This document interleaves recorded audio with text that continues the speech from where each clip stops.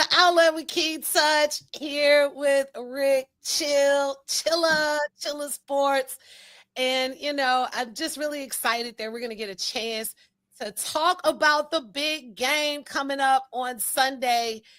This year has kicked off to a crazy start where the big game is going down in New Orleans with that tragedy at the beginning of the year. We've seen wildfires in LA, in the surrounding areas. We saw the devastating plane crash here in the DC area, followed by a couple of days later, the devastating helicopter that went down in Philly.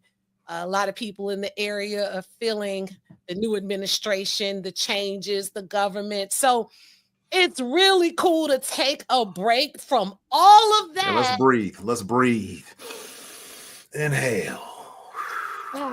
Exhale. Just for a minute. Just for a minute.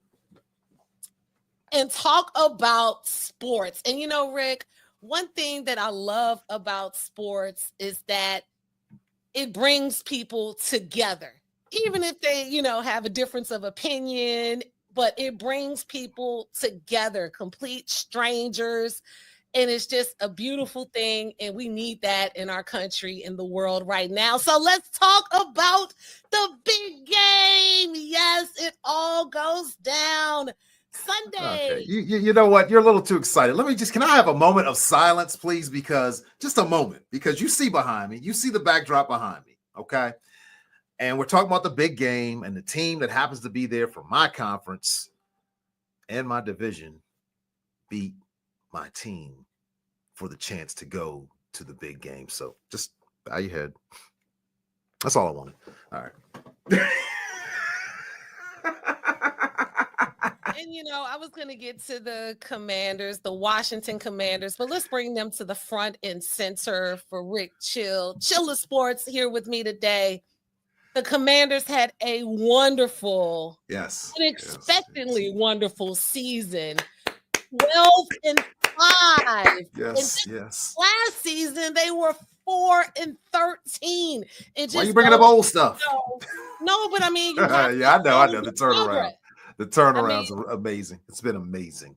Great leadership, heart, dedication. Go ahead, Rick. You got to understand, as a fan of this franchise since birth, and, in the 80s, really in the 70s too, we were very successful. And until the ownership of one Dan Satan in 1998, he bought the team.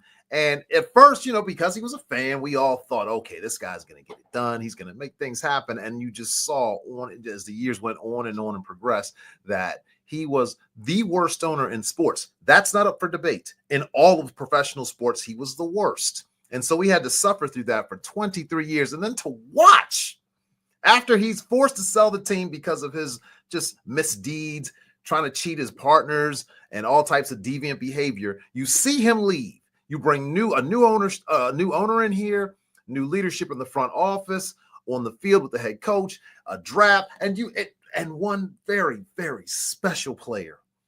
Very special player. Jaden Daniels is just, I thank you. I thank you, Lord. I really do. Just for blessing this city with this young man who is so mature and so smart and has one of the highest football IQs I've ever seen, and just completed the greatest rookie season in the history of the NFL. It makes me so happy and got us to within one game of the big game. And next year when they start, this off season, as they start to get more players and fill out this roster and put some more talent around him, I think that we will be talking about him and this franchise playing in the big game. Hopefully next year, this time, you and I can do a little something on the outlet talking about the Commanders playing in the big game. That's what I'm looking forward to. But as far as this one goes with the Philadelphia Eagles. Well, let me interrupt you. I want to finish the news since we're on the Commanders. Okay.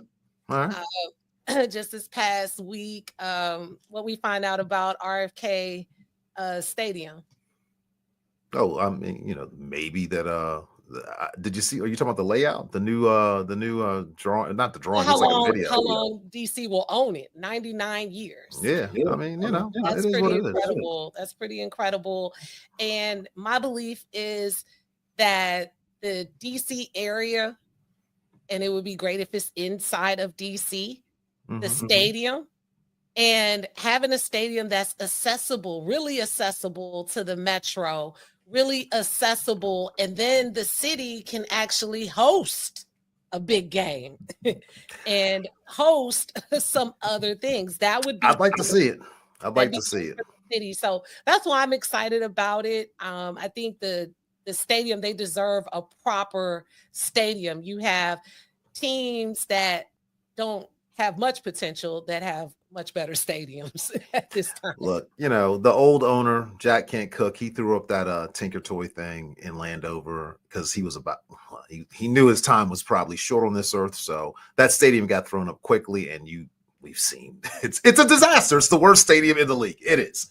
There's no question about it. So hopefully by 2028, 29, the new RFK Stadium, although I don't like those initials these days, but the new stadium in DC will get thrown up not thrown up, but put together and done right, and will be what this franchise and what this city deserves. So, yes, I'm glad the city and Congress actually made that happen, because we see a lot of turmoil to get things accomplished with Congress sometimes. So it's great to see that. Okay, are we ready? Let's talk about, what'd you call it? LIX, Super Bowl 50.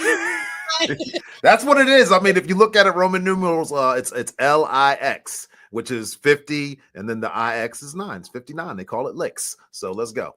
I wonder how many people don't even know that that's not a word. And so I'm like, oh, it's Super Bowl LIX. Super Bowl LIX. Hey, nah, what you talking about? Roman numerals. I don't know nothing about that. But anyway, yes, it's all going down at 6:30 on Sunday, 6:30 p.m. Eastern Standard Time, between the Philadelphia Eagles and the Kansas City Chiefs at the Caesars Superdome in the Big Easy, talking about rematch. New Orleans. Oh my goodness. And I think it's important to say this, Rick, because a lot of people don't have regular TV or cable TV. So you can catch it on regular TV on Fox. It's streaming on NFL Plus and Tubi for free. Oh, okay. All right, Tubi, I see you. Yes. So initially, what are your thoughts about this big game and the keys to win this big game? And especially for Philly, what do you think the keys to win this game for Philly? Philadelphia has a better roster than the Chiefs. They're one of the few teams that does. They have I'm not going to say far superior, but they have a superior roster. They have a big, strong, nasty defensive and offensive line. They have the best running back in the game, Saquon Barkley, who, by the way, it's his birthday on Sunday. This has turned out to be a little Hollywood thing, It's looking like he could go nuts. I mean, and the Chiefs do have a great defensive line, but they haven't seen anything like Philadelphia's offensive line. Those guys are monsters. I mean, all of them, I believe, are 6'6" and over and 300 plus pounds. There's a reason Saquon had 2,000 yards rushing this year. You have a quarterback in Jalen Hurts who is basically only needed to be a game manager this year. And he's more talented than a typical game manager quarterback, but that's all he's really needed to do. Turn around, hand it to Saquon. And he also can use his legs, and he's also got weapons on the outside. You've got A.J. Brown. You've got the kid, Devonta Smith. You've got the tight end, Dallas Goedert. They have just got a roster that is full of weapons. And Jalen Hurts, when he's on, he can really make plays. In the last Super Bowl that they played the Chiefs in 2 years ago, Super Bowl 57, damn near was the player of the game. I believe he had 3 touchdowns on the ground and then 2 passing. I mean, they lost on the last second field goal. Now, I know they're going to use that illegal play that they call the tush push or brotherly shove or whatever. I call it a rugby play. It doesn't belong in the NFL, but it works for them. And no one runs it like the Eagles. So there's going to be the Chiefs. Look, I respect excellence, and they're going for their 3rd straight Super Bowl championship, the three-peat, never been done in the NFL in the Super Bowl era. I respect that excellence, but I'm also sick of them. I don't want to bundle anything except my 2 middle fingers to the Chiefs. I don't want to buy any food off these people. I'm tired of Mahomes. I'm tired of Kelsey and Taylor Swift and Andy Reid, the coach, eating burgers in these commercials. They're making me mad at Jake. The State Farm guy. I'm not buying no State Farm insurance. I don't want anything to do with it. I don't want anything to do with it just because, I mean, they've just been all over the place. But they've been, if you're being honest, Patrick Mahomes is 17-3 in the playoffs. They've been to 7 straight AFC championship games and won 5 of them. It's remarkable. I don't think we've seen a run of excellence in the NFL like this ever. So Philadelphia's got a tall task ahead of them, but they have the roster to handle it defensively. They've got 2 guys who are up for Defensive Player of the Year. And Jalen Carter on the defensive line is a maniac. He is so big and so strong and so talented. He can easily fight through double teams and put pressure on Mahomes. And then they got the kid, Zach Bond. They just found him. He was a special teams player for the Saints. And all of a sudden, he's a Defensive Player of the Year candidate. Are you serious right now? I got to give it to Howie Roseman, their general manager. I don't like him at all. At all. One of my friends just is all, Howie Roseman. But, I got to give it to him.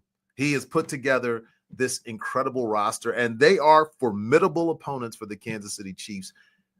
I don't know what, I haven't seen the line, but I have to give the edge to Philadelphia. I have to. So it's, of course, in Kansas City's favor, 1.5 points. Okay, so it's basically a toss-up. Okay, all right. Yeah. And I just have to speak on Andy Reid. Of course, he was the head coach in Philadelphia prior to coming to Kansas City. And the reason I really admire him is because he gave Michael Vick a chance. Mm-hmm. And he caught a lot of backlash. Everyone was saying this and that until they start winning games. And I thought he knew what the dude had. Come on. And I just had a lot of respect for him after seeing that occur, knowing what Michael Vick went through and the media frenzy that followed. And I just thought that was great. And I think it's interesting that he'll be facing, his former team again in the big game on Sunday. It's just going to be one of those games. And I really, it's a lot of conspiracy theories in the NFL. Yeah, the Chiefs and the officials and all that. Yeah, I want them to just let them play. Let them play. And I know quarterbacks, some of them take advantage. Even in the NBA, you see it. They put on a whole performance. Mahomes is a flopper. I mean, he will do things. Yeah. He will use every advantage he can get. He will do that. I'm a Texans fan, so I know. You saw that game. That game. He acted like he was going to go down, then he didn't, and then they hit him. It's like, there's a flag. Come on now. Come on. Yeah. Okay. So. But I just hope the referees allow them to play, let them play that game. What else is exciting about that game is the half show performance. Kendrick Lamar. I think not to Drake.